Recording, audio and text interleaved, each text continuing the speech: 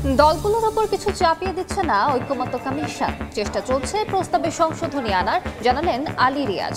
দ্রুত কাজ শেষ করতে সবার সহযোগিতা প্রত্যাশা।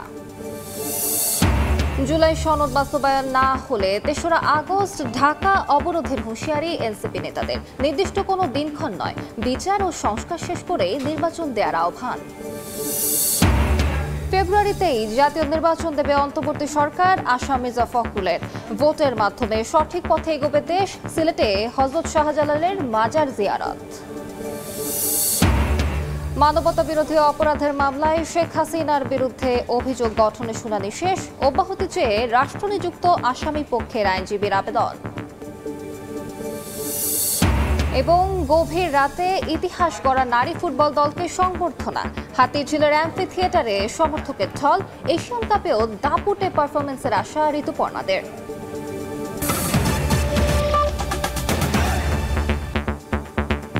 সময় সংবাদের সঙ্গে আছি আমি আলিশা ইসলাম।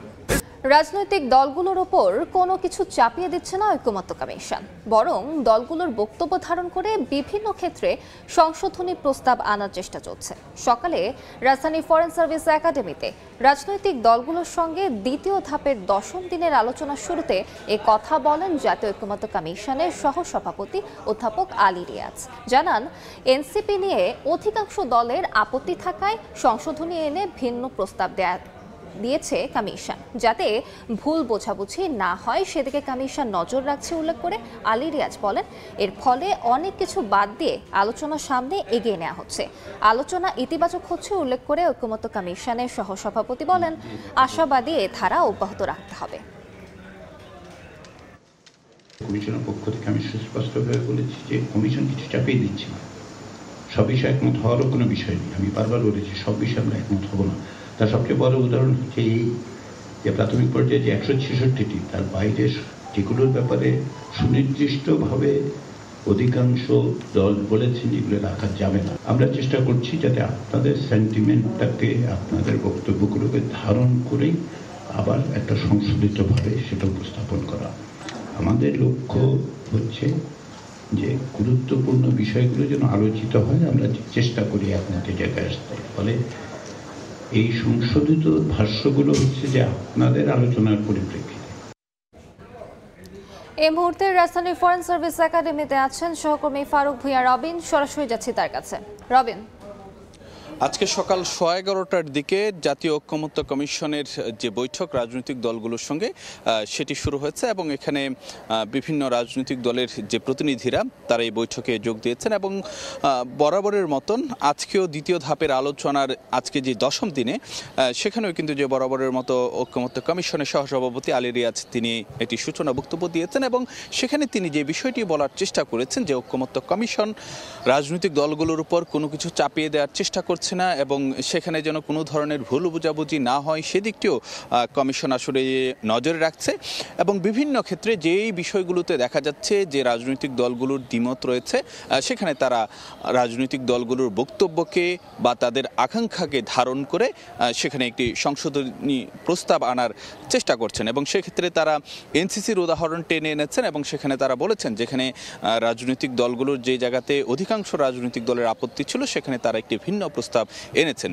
তো এই আলোচনার ধারা যেন আরও এগিয়ে যায় সেই বিষয়টিতে তিনি গুরুত্ব দিয়েছেন এবং তিনি বলেছেন যেন রাজনৈতিক দলগুলোর সঙ্গে ঐকমত্য কমিশনের যে আলোচনায় বসা সেটি যেন কিছুদিন পরপরই সেটি যেন আরও বেশি হয় সেই বিষয়টির দিকে সকলের প্রতি তিনি আহ্বান জানিয়েছেন এবং একটি বিষয় যদি আজকে জানাতে চাই, আজকে দ্বিতীয় ধাপের যে আলোচনা, দ্বিতীয় ধাপের 10ম দিনের যে আলোচনা সেটিতে মূলত 3টি বিষয় রাখা হয়েছে। তার মধ্যে রয়েছে উপজেলা পর্যায়ে অধস্তন আদালতের সম্প্রসারণ, অন্যটি রয়েছে জরুরি অবস্থা ঘোষণার যে বিষয়টি রয়েছে এবং অন্যদিকে নারী প্রতিনিধিত্বের বিষয়। তো একটি বিষয় যদি আপনাদেরকে জানাতে চাই, ঐকমত্য কমিশনের আজকের যে বৈঠকে সেটি মূলত যে বিচার বিভাগ সংস্কার কমিশনের একটি প্রস্তাব ছিল সেখানে বলা হয়েছিল যে উপজেলা সদরের ভৌগোলিক অবস্থান, বৈশিষ্ট্য এবং জেলা সদর থেকে দূরত্ব ও যাতায়াত ইত্যাদি বিষয় এবং জনসংখ্যার ঘনত্ব, পাশাপাশি মামলার চাপ বিবেচনা করে যে কোনো উপজেলায় স্থায়ী আদালত স্থাপন করা যেতে পারে। অন্যান্য জরুরি বিষয়টি যেটি প্রস্তাব আনা হয়েছিল সংবিধান সংস্কার কমিশনে, কেবলমাত্র এনসিসির প্রস্তাবের ভিত্তিতে রাষ্ট্রপতি জরুরি অবস্থা দায়ী করতে পারবেন এবং সেটির সময়সীমা 60 দিনের বেশি হবে না এবং বিশেষ ক্ষেত্রে এনসিসি আরও 60 দিন মানে পর্যন্ত বাড়াতে পারে। অন্যদিকে সংবিধানের 141 খ এবং 141 ঘ ধারা বাতিল করার প্রস্তাব করা হয়েছিল সংবিধান সংস্কার কমিশনের। এইসব বিষয় আশ্রয় নিয়েই কিন্তু যে আজকে 10ম দিনের আলোচনায় মানে আলোচিত হয়ে থাকবে। তো এই ছিল আমার কাছে সবচেয়ে খবর। সরাসরি যুক্ত ছিলাম রাজধানীর ফরেন সার্ভিস একাডেমিতে। মানবতা বিরোধী অপরাধের মামলায় শেখ হাসিনার বিরুদ্ধে অভিযোগ গঠনের শুনানি শেষ হয়েছে। এই মুহূর্তে আন্তর্জাতিক অপরাধ ট্রাইব্যুনালে কথা বলছেন প্রসিকিউটর গাজী এম.এইচ. তামিম। সরাসরি যাচ্ছে সেখানে। অপরাধের বিচার করতে পারবেন। অতএব এটি যে যুদ্ধ অপরাধের আইন, এটি এই আইনের আগাগোড়ার কোথাও বলা নাই। 2 নম্বর ওনারা বলেছিলেন যে এই মামলায় ওনার বিরুদ্ধে আনিত অভিযোগ অসত্য, মানে মিথ্যা। এক্ষেত্রে বিজ্ঞ চিফ প্রসিকিউটর ট্রাইব্যুনালকে জানিয়েছেন যে এটি সত্য কি মিথ্যা এটি নিরূপণের সময় চার্জ হিয়ারিং নয়। চার্জ হিয়ারিং হলো কোনো আইনগত সুস্পষ্ট ত্রুটি আছে কিনা। সত্য মিথ্যা নির্ধারণ হয় ট্রায়ালে। চার্জ ফ্রেম হলেই কেবল বিচার হবে কি হবে না সেটা নির্ধারণ করা হবে। অতএব উনি যে অভিযোগ এনেছেন, উনি যে কথা বলেছেন যে এটি অসত্য, সেটা নির্ধারণ হবে যদি চার্জ ফ্রেম হয় তারপরে বিচারে গিয়ে। সেজন্য ওনার এই সাবমিশন গ্রহণযোগ্য নয়, এটি আমাদের পক্ষ থেকে বিজ্ঞ চিফ প্রসিকিউটর বলেছেন। জি, ওয়াইড স্প্রেড অ্যান্ড সিস্টেম্যাটিক মানে হলো যে ইন্টারন্যাশনাল ক্রাইমসের ডেফিনেশনে পড়তে গেলে মানবতা বিরোধী অপরাধের ক্ষেত্রে কোনো অপরাধ কোনো একটি জায়গায় সংঘটিত হয়ে সেটি সারা দেশব্যাপী ছড়িয়ে পড়তে হয় এবং সকল হত্যাকাণ্ড একই প্যাটার্নে হতে হয়। এটাই হলো সিস্টেম্যাটিক অ্যান্ড ওয়াইড স্প্রেড। এই ঘটনাটি ঘটে নাই মর্মে উনি বলেছেন।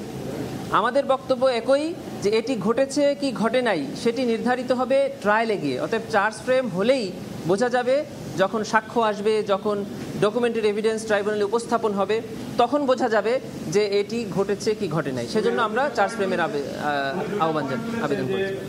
রাজাকারের বাচ্চা যে বক্তব্য সেটিকে অপব্যাখ্যা করা হয়েছে। 2 নম্বর হচ্ছে যে পুলিশ হত্যা হয়েছে শত শত, সেটির বিষয়ে এখানে সেভাবে আসে না। এই পয়েন্টগুলো তুলেছেন। এই ব্যাপারে প্রসিকিউশনের ব্যাখ্যা কি? রাজনৈতিক উদ্দেশ্য প্রণোদিত এটাও বলেছে।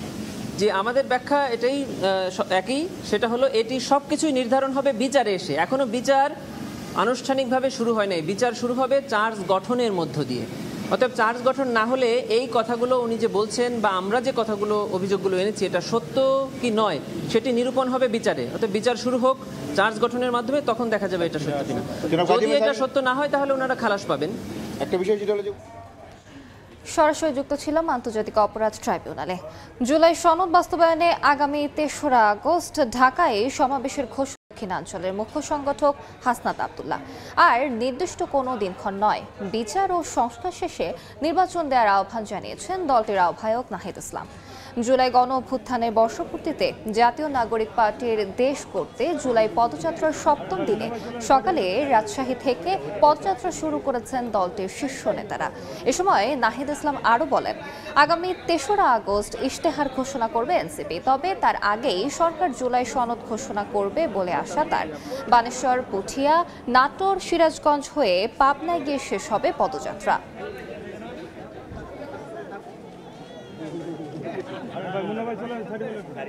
যারা বিপ্লব করেছে তাদেরকে হত্যা করার একটা গ্রাউন্ড ক্রিয়েট করা হচ্ছে, হত্যাযোগ্য করে তোলা হচ্ছে, তাদেরকে অপরাধী হিসেবে তৈরি করার জন্য মিডিয়া দিয়ে সম্মতি উৎপাদন করা হচ্ছে। সেই জায়গা থেকে এই অভ্যুত্থানের স্বীকৃতি প্রয়োজন, অবশ্যই স্বীকৃতি প্রয়োজন, এবং সেই স্বীকৃতির জন্য অবশ্যই মানুষ 3 আগস্ট ঢাকায় আসবে। নির্বাচনের সময় নিয়ে আমরা বলিনি, আমরা বলেছি বিচার এবং সংস্কারের জায়গাটা নিশ্চিত করতে হবে। এই মাসে জুলাই সনদ হওয়ার কথা, জুলাই ঘোষণাপত্র অলরেডি সময় পেরিয়ে গেছে। তারপর আমরা 5ই আগস্ট পর্যন্ত এই সরকারকে দেখব। 3রা আগস্ট এনসিপি তো এনসিপির ইশতেহার দেবে, কিন্তু জুলাই ঘোষণাপত্র আমরা সরকারের কাছ থেকে এই সময়ের মধ্যে পেতে চাচ্ছি এবং এটা সকল অংশীদারদেরকে সাথে নিয়েই যাতে জুলাই ঘোষণাপত্রটা জারি করে। ফেব্রুয়ারিতেই অন্তর্বর্তী সরকার নির্বাচনের আয়োজন করবে বলে আশাবাদী বিএনপি মহাসচিব মির্জা ফখরুল ইসলাম আলমগীর। সকালে সিলেটের হযরত শাহজালাল মাজার জিয়ারত শেষে তিনি বলেন, নির্বাচনের মাধ্যমে দেশ সঠিক পথে এগিয়ে যাবে। পরে বিএনপি চেয়ারপারসন বেগম খালেদা জিয়া ও ভারপ্রাপ্ত চেয়ারম্যান তারেক রহমানের সুস্বাস্থ্য কামনায় দোয়া মাহফিলে যোগ দেন তিনি। এছাড়া দুপুরে জেলা বিএনপির উদ্যোগে জুলাই গণ অভ্যুত্থানে শহীদ পরিবারের সদস্যের একটি অনুষ্ঠানে যোগ দেওয়ার কথা রয়েছে বিএনপি মহাসচিবের।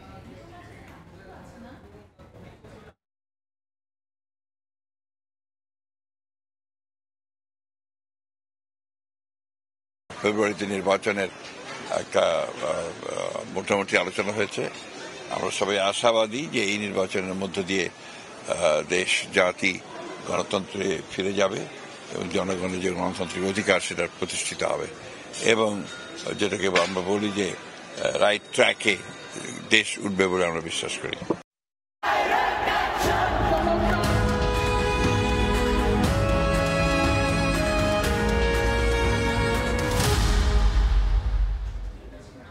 রক্তাক্ত জুলাইয়ের ৭ তারিখ দেশ জুড়ে পালিত হয় বাংলা ব্লকেট কর্মসূচি। এদিন সব গ্রেডে বৈষম্যমূলক কোটা বাতিলের এক দফা ঘোষণা করেন শিক্ষার্থীরা। আন্দোলন নিয়ে সরকারের বিভিন্ন মহল থেকে আসে নানা বক্তব্য। রাজপথ আর রাজনীতির মাঠ দুক্ষেত্রেই উত্তাপ বাড়তে থাকা এই দিনের ঘটনা প্রবাহ জেনে আসব মাইমুনা হায়দার চৌধুরীর প্রতিবেদনে।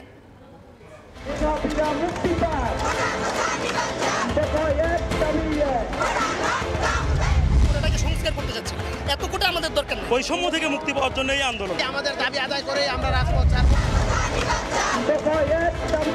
সমাবেশ, গণপদযাত্রা, বিক্ষোভ, অবরোধ আর 10টা আন্দোলনের মতো কোটা আন্দোলনও শুরু হয় এই সকল কর্মসূচির মধ্য দিয়ে। কিন্তু মেধাবীদের দাবি আদায়ের লড়াইয়ে যুক্ত হয় এক নতুন কর্মসূচি, বাংলা ব্লকেট। 7 জুলাই 2024 বিকেল 3টা থেকে দেশব্যাপী শুরু হয় এই কর্মসূচি। বিশ্ববিদ্যালয় এলাকা ছাপিয়ে এদিন রাজধানীর মূল সড়কগুলো অবরোধ করেন শিক্ষার্থীরা। মুহূর্তে স্থবির হয়ে পড়ে গোটা রাজধানী। শুধু ঢাকা নয়, পুরো দেশের বিভিন্ন সড়ক অবরোধ করে পালন করা হয় বাংলা ব্লকেট। কোটা বিরোধী আন্দোলন যে বড় সংগ্রামের রূপ নিচ্ছে তার আঁচ পাওয়া যায় এই দিনে। এদিন 4 দফা থেকে সরে কোটা বাতিলের 1 দফা ঘোষণা করেন শিক্ষার্থীরা। এদিকে শিক্ষার্থীদের আন্দোলনকে অযৌক্তিক উল্লেখ করে বিষয়টি সর্বোচ্চ আদালতে নিষ্পত্তি হওয়া উচিত বলে মন্তব্য করেন শেখ হাসিনা। আজকে আন্দোলনের নামে যেটা আবার করা হচ্ছে, পড়াশোনার সময় নষ্ট করা, এটারও কোনো যৌক্তিকতা আছে বলে আমি মনে করি না। কোটা আন্দোলনকে নিয়ে এদিন আওয়ামী সরকারের বিভিন্ন মহল থেকেও আসে একই রকম মন্তব্য। এদিকে কর্মসূচি চলাকালে সন্ধ্যার দিকে সরকারের তরফ থেকে আলোচনার জন্য কোটা আন্দোলনের 3 সমন্বয়ক হাসনাত আব্দুল্লাহ, নাহিদ ইসলাম ও সার্জিস আলমকে শাহবাগ থানায় ডেকে নেওয়া হয়। যদিও কোটা সংস্কার ছাড়া মাঠ ছাড়বেন না বলে সাফ জানান শিক্ষার্থীরা। এরপর সারা দেশে অনির্দিষ্টকালের জন্য কলেজ বিশ্ববিদ্যালয়ে ক্লাস পরীক্ষা বর্জনের পাশাপাশি পরদিন বিকেল 3:30 থেকে আবারও অবরোধ কর্মসূচির ঘোষণা করেন শিক্ষার্থীরা। মাইমুনা হায়দার চৌধুরী, সময় সংবাদ, ঢাকা। সময় সংবাদে খবর প্রচারের পর আরও বেপরোয়া হয়ে উঠেছেন ক্যান্টনমেন্ট থানার ওসি আলিম। চাঁদাবাজদের বিরুদ্ধে অভিযোগ করতে গেলে মামলা না নিয়ে থানায় আটকে রেখে উল্টো নিজেই চাঁদা নেন ভুক্তভোগীদের কাছ থেকে। এমন অভিযোগের ভিত্তিতে সংবাদ প্রচার হলে এবার ওসি আলিমের হুমকিতে ঢাকা ছাড়তে বাধ্য হয়েছেন ভুক্তভোগীরা। দফায় দফায় চেষ্টা করেও ওসিকে পাওয়া যায়নি। তবে ডিএমপির ঊর্ধ্বতন কর্মকর্তারা জানান অভিযোগের সত্যতা পেলে ব্যবস্থা নেবেন তারা। ওসি আলিমের অনিয়ম আর স্বেচ্ছাচারিতা নিয়ে মাহাদি ইসলাম ধ্রুবর ধারাবাহিক রিপোর্টের 2য় পর্ব আজ। ক্যামেরায় ছিলেন শাহজাহান খান।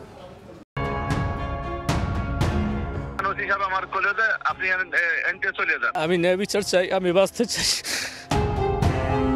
2রা জুন সময় সংবাদে নিজের বিরুদ্ধে সংবাদ দেখে একদিন পরই অভিযোগকারীদের শায়েস্তা করতে হাজির হন ওসি আলিম। সিসি ক্যামেরার ফুটেজে ধরা পড়ে সেই দৃশ্য।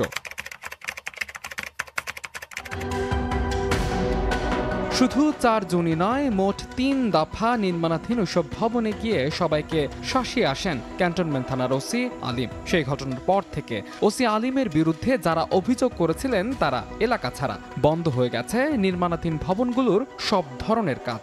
ওসি নিজে এসে ওই সিকিউরিটি ইনচার্জে কি করছে, গলায় এভাবে ধরে চাপ দিছে, মানে কিডি মেরে ধরছে, কিডি মেরে ধাক্কাতে ফালাই দিয়ে 2-3টা থাপড় মারছে। এর আগে চাঁদা না পাওয়ায় 13 মে পুলিশের উপস্থিতিতেই একদল যুবক হানা দেয় একটি নির্মাণাধীন ভবনে। পুরো ঘটনাটি ঘটে ক্যান্টনমেন্ট থানার পুলিশ সদস্যদের সামনে। ভুক্তভোগীরা চাঁদা দিতে অস্বীকৃতি জানিয়ে থানায় মামলা করতে গেলে মারধরের পর উল্টো 50,000 টাকা চাঁদা নেয়ার অভিযোগ আসে ওসি আলিমের বিরুদ্ধে। ক্যান্টনমেন্ট থানায় মামলা রুজু করতে যাই, ওসি সাহেব আমাকে ওখানে থাপ্পড় মেরে লকআপে পুরে দেয়। বলছে সারাতে গেলে 50,000 টাকা দিতে, পরে 50,000 টাকা দিলাম, দেওয়ার পরে টাকা রাহার পরে ওরা ছাড়ল না সারি আমারও ছাড়ল না, আমারও রাহিয়ে দিল। ভুক্তভোগীরা সে সময় অভিযোগ করেন ওসির নির্লিপ্ততার সুযোগে চাঁদাবাজরা বেপরোয়া হয়ে ওঠে ইসিবি মানিকদি এলাকায়। এসব নিয়ে পুলিশ সদর দপ্তর সহ সরকারি বেসরকারি বেশ কয়েকটি সংস্থায় লিখিত অভিযোগ করে ভুক্তভোগীরা, কিন্তু কোনো সুরাহা হয়নি। এসব নিয়ে সংবাদ প্রচারিত হয় 2রা জুন। সংবাদ প্রচারের পর এখন খোঁজ মিলছে না ওসির বিরুদ্ধে অভিযোগ দেওয়া শাহজাদা নামের এক ব্যক্তির। আসাদ নামের অপর এক অভিযোগকারী অজ্ঞাত স্থান থেকে মোবাইলে জানান ওই এলাকায় আর ফিরবেন না তিনি। এখানে শেষ না, ইসিবি এলাকার এক ব্যবসায়ীর কাছ থেকে আর্থিক সুবিধা চেয়ে না পেয়ে তাকেও হয়রানি করেন ওসি আলিম। অর্থনৈতিকভাবে খুব খারাপ অবস্থায় যাচ্ছিলাম, আমি ওনার অনৈতিক সেই আবদারগুলো রাখতে পারিনি। রাখতে না পারায় উনি আবার সেই যে আওয়ামী লীগ নেতা আমাকে এই মামলাগুলো দিয়ে আমাকে এভাবে জেল খাটাইছে মাসের পর মাস। তার সাথে যোগসাজশে আমাকে আওয়ামী দোসর টেক লাগায় আমাকে ছাত্র জনতার মামলা দেওয়া শুরু করে, আমাকে বারবার আমাকে হয়রানি করতেছে। আমি তার হয়রানির কারণে আমার বাসা বাড়িতে আমি কোথাও থাকতে পারতেছি না। আমি দীর্ঘদিন নির্যাতনের শিকার। এসব বিষয়ে জানতে কয়েকদিন দফায় দফায় যোগাযোগের চেষ্টা করা হলেও সাড়া মেলেনি ওসি আলিমের। মোবাইলে মেসেজ ও কল করা হলেও তিনি কোনো উত্তর দেননি। আপনি যে নম্বরটিতে কল করেছেন তা এই মুহূর্তে ব্যস্ত আছে। ডিএমপির এই ঊর্ধ্বতন কর্মকর্তা বলছেন অভিযোগের সত্যতা মিললে ব্যবস্থা নেবেন তারা। কারোর বিরুদ্ধে কোনো রকম হয়রানিমূলক বা মিথ্যাভাবে কাউকে কোনো মামলায় জড়িয়ে কোনো মামলা প্রদানের কোনো অবকাশ নেই। কারো কোনো গাফিলতির প্রমাণ পাওয়া যায় তাহলে অবশ্যই আমরা প্রয়োজনীয় ব্যবস্থা গ্রহণ করব।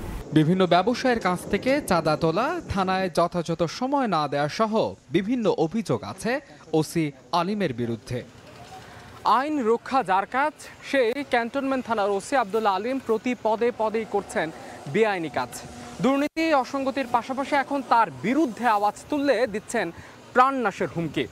রক্ষক যখন ভক্ষক হয় তখন ন্যায় বিচার চাইবে কার কাছে এলাকার সাধারণ জনগণ? এমন প্রশ্ন এখন সর্বসাধারণের।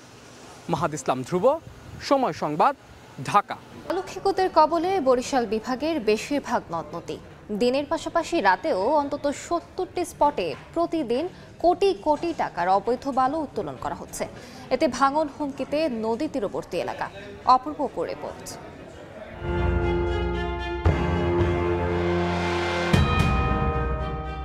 প্রতি রাতে বরিশাল শহর ঘেঁষা কীর্তনখোলার চরমোনাইয়ে এভাবেই বালু উত্তোলন করা হয়। তবে এমন কর্মকাণ্ডে ভয়ে প্রতিবাদ তো দূরের কথা, টু শব্দ করে না কেউ। জাহাজ ভর্তি করা হয় বালুতে, সন্ধ্যার পর শুরু হয়ে চলে সকাল পর্যন্ত। শ্রমিকরাও অকপটে স্বীকার করেন বালু কাটায় বৈধতা নেই তাদের। প্রতিদিন 4-5টা এই নদীতে আর কেউ কাটে?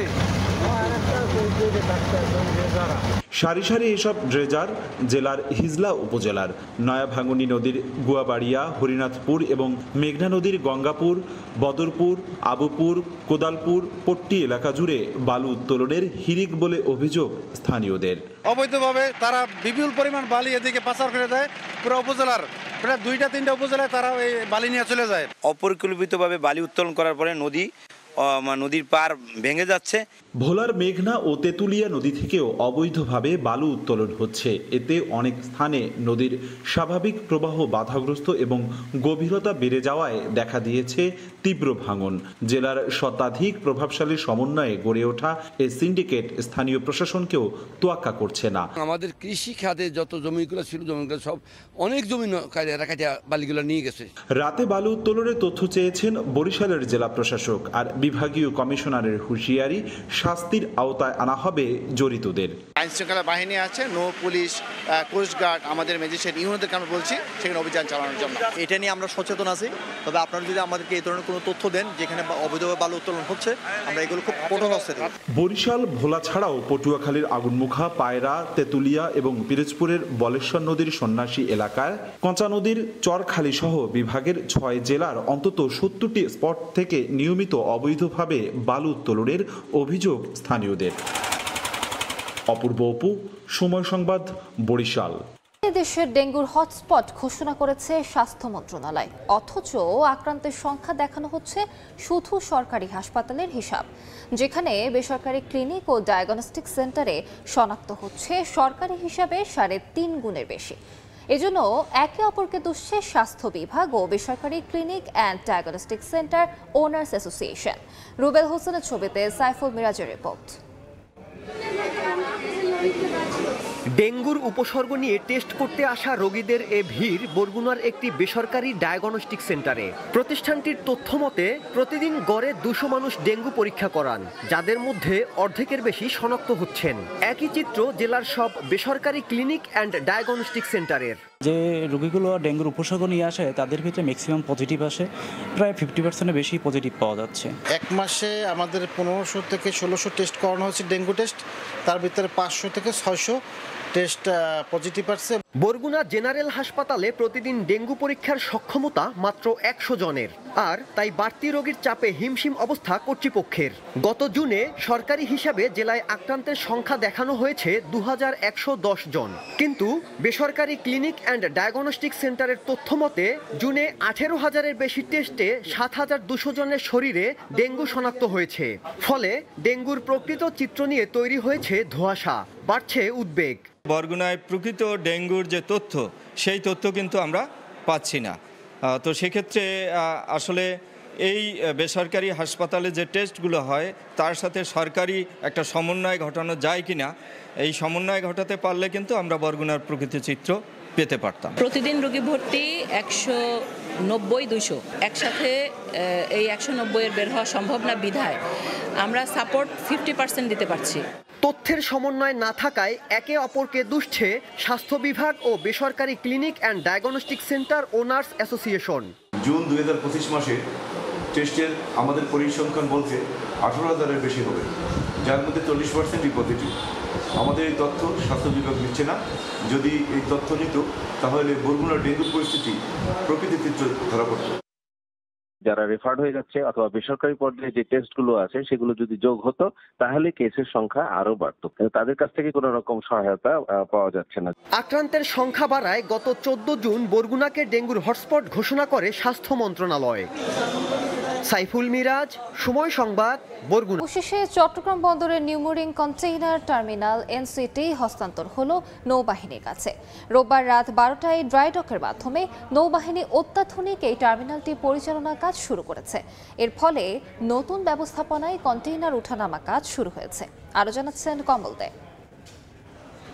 বিদেশি কোনো প্রতিষ্ঠান নয়, চট্টগ্রাম বন্দরের বহুল আলোচিত নিউমোরিং কন্টেইনার টার্মিনাল এনসিটিতে কন্টেইনার ওঠানামার দায়িত্ব বুঝে নিয়েছে বাংলাদেশ নৌবাহিনীর প্রতিষ্ঠান ড্রাই ডক। 6 জুলাই সাইপ পাওয়ার টেকের সাথে চুক্তির মেয়াদ শেষ হওয়ার পর রাত 12টার বেলায় দায়িত্ব বুঝে নেয় ড্রাই ডকের কর্মকর্তারা। এরপরেই ড্রাই ডকের তত্ত্বাবধানে চলছে কন্টেইনার ওঠানামা। চট্টগ্রাম বন্দরের 18টি গ্যান্ট্রি ক্যানের মধ্যে 14টি গ্যান্ট্রি ক্যানের যেমন অবস্থান রয়েছে, এই এনসিটিতে রয়েছে অত্যাধুনিক সুযোগ সুবিধা। একসাথে 4টি জাহাজ ভেড়ানো যায়, আর তাই দেশি বিদেশি প্রতিষ্ঠানের সাথে এই কন্টেইনার টার্মিনাল পরিচালনা নিয়ে ব্যাপক আগ্রহ সৃষ্টি হয়। সরকারের পক্ষ থেকে প্রথমে বিদেশি প্রতিষ্ঠান দিয়ে এই টার্মিনাল পরিচালনার কথা বলা হলো, এ নিয়ে আলোচনা সমালোচনা শুরু হয়। পরবর্তীতে সরকার বাংলাদেশ নৌবাহিনীকে দিয়ে বহুল আলোচিত এই টার্মিনাল পরিচালনার সিদ্ধান্ত নেয়। তারই আলোকে দায়িত্ব বুঝে নিয়েছে ড্রাই ডক। চট্টগ্রাম বন্দরে বছরে 32 লাখের বেশি কন্টেইনার ওঠানামা হয়। এর মাঝে 44% কন্টেইনার ওঠানামা হয় এনসিটিতে, যা ঘন্টায় 30 থেকে 32টি কন্টেইনার। অন্যান্য বার্থ কিংবা টার্মিনালে যেখানে ঘন্টায় 18 থেকে 22টি, সেখানে অন্তত 35টি কন্টেনার ওঠানামা হয় এনসিটিতে। 2007 সালে প্রায় 600 কোটি টাকা খরচ করে তৈরি করা হয়েছিল 1000 মিটার দৈর্ঘ্যের এই এনসিটি। প্রথম থেকে এনসিটি পরিচালনা নিয়ে জটিলতা সৃষ্টি হয়েছিল। পরবর্তীতে রাজনৈতিক প্রভাব খাটিয়ে দায়িত্ব বুঝে নেয় সাইফ পাওয়ারটেক। গত 14 বছরের বেশি সময় ধরে সাইফ পাওয়ারটেকের তত্ত্বাবধানে চলছিল এই এনসিটি। তবে শেষ পর্যায়ে এসে সরকারের সিদ্ধান্ত অনুযায়ী নৌবাহিনী ড্রাইডকের মাধ্যমে এই কন্টেইনার টার্মিনাল পরিচালনা করছে। অন্তত 6 মাস তারা পরিচালনা করবে। এর মাঝে যেমন নৌবাহিনীর সক্ষমতা বাড়বে, ঠিক তেমনি দেশি প্রতিষ্ঠান দিয়ে এই বহুল আলোচিত এবং অত্যাধুনিক টার্মিনাল পরিচালনা করা যায় তাও প্রমাণ হবে। চট্টগ্রাম বন্দরের এনসিটি থেকে কমল দে, সময় সংবাদ। সময় সংবাদ। দেশের বাইরের খবর। ইয়েমেনের 3টি বন্দর ও একটি বিদ্যুৎ কেন্দ্রে হামলা চালিয়েছে ইসরায়েল। স্থানীয় সময় সোমবার ভোরে এ হামলা চালানো হয়। এদিকে গাজায় ইসরায়েলি বর্বরতায় নিহত হয়েছেন আরও 82 জন। চলমান সহিংসতার মধ্যে কাতারে যুদ্ধবিরতি আলোচনা হলেও কোনো অগ্রগতি হয়নি প্রথম দফায়। তবে প্রেসিডেন্ট ট্রাম্প বলেছেন এই সপ্তাহেই হতে পারে যুদ্ধবিরতির চুক্তি। কিন্তু বিশ্লেষকদের মতে নিজের স্বার্থেই যুদ্ধ চালিয়ে যেতে চান নেতানিয়াহু। সোমবার ওয়াশিংটনে বৈঠকে বসতে যাচ্ছেন ট্রাম্প ও নেতানিয়াহু। ইয়েমেনের কয়েকটি বন্দর ও একটি বিদ্যুৎ কেন্দ্রে হামলা চালিয়েছে ইসরায়েল। স্থানীয় সময় সোমবার ভোরে হোদাইদা, হোসেইন, রাশা ইসা ও সালিফ বন্দরে ক্ষেপণাস্ত্র ছোড়া হয়। একই সঙ্গে হামলা চালানো হয় দেশটির রাজকান্তি বিদ্যুৎ কেন্দ্রেও। হাউথিদের একের পর এক আক্রমণের জবাবে ইয়েমেনে এই অভিযান চালানো হয়েছে বলে দাবি ইসরায়েলি প্রতিরক্ষা বাহিনীর। তবে এসব হামলায় তাৎক্ষণিকভাবে হতাহতের কোনো খবর পাওয়া যায়নি। স্থানীয়রা রয়টার্সকে জানায় হোদেইদায় ইসরায়েলি আগ্রাসনে প্রধান বিদ্যুৎ কেন্দ্র অচল হয়ে পড়েছে। গোটা শহর অন্ধকারে ডুবে গেছে। এদিকে ইসরায়েলি হামলায় গাজায় বহু মানুষ হতাহত হয়েছেন। ধ্বংসস্তূপের নিচে একে একে বের হচ্ছে মরদেহ। বেঁচে যাওয়ারা বলছেন এই দৃশ্য কিয়ামতের চেয়ে কম নয়। গাজার যুদ্ধবিরতির লক্ষ্যে কাতারে শুরু হওয়া আলোচনার প্রথম পর্ব শেষ হয়েছে কোনোরকম অগ্রগতি ছাড়াই। 3 ঘন্টার বেশি সময় ধরে চলে এই পর্ব।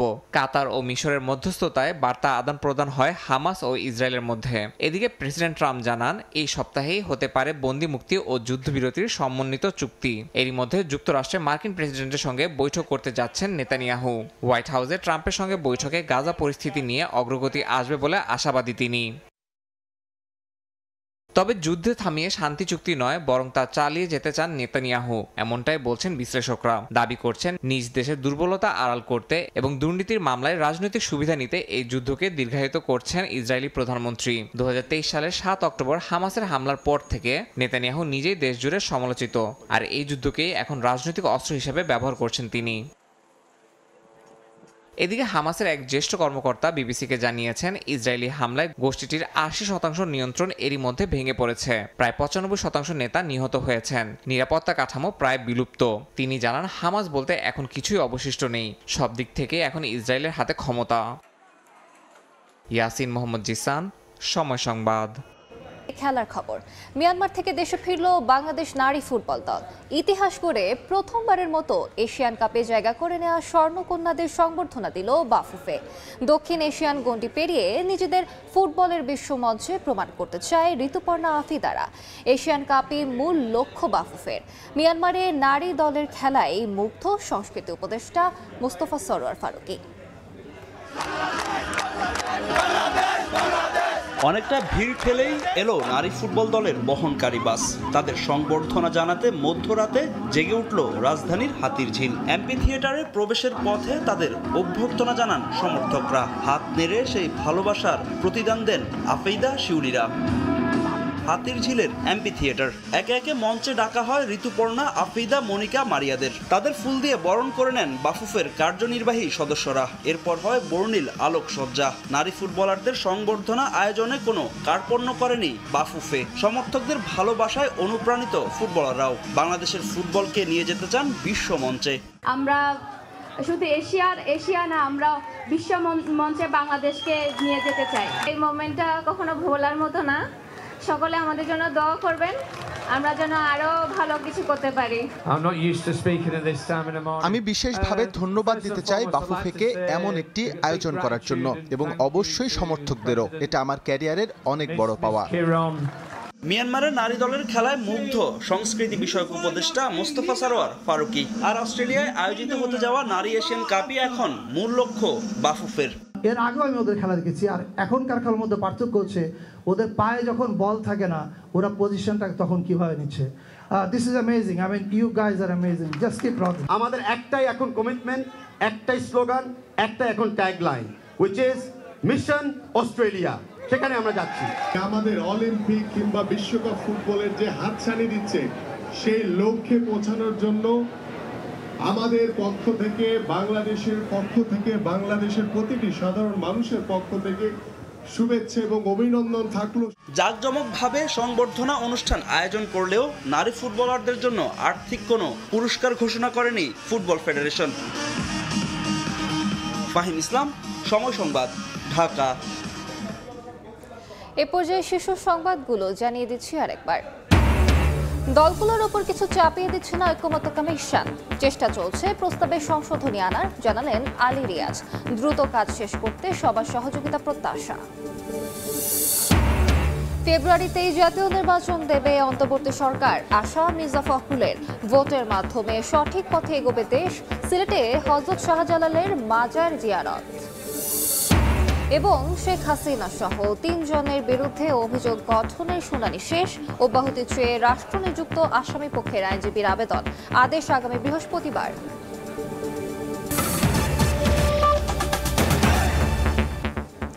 এ ছিল সময় সংবাদে, সঙ্গে থাকুন সময়।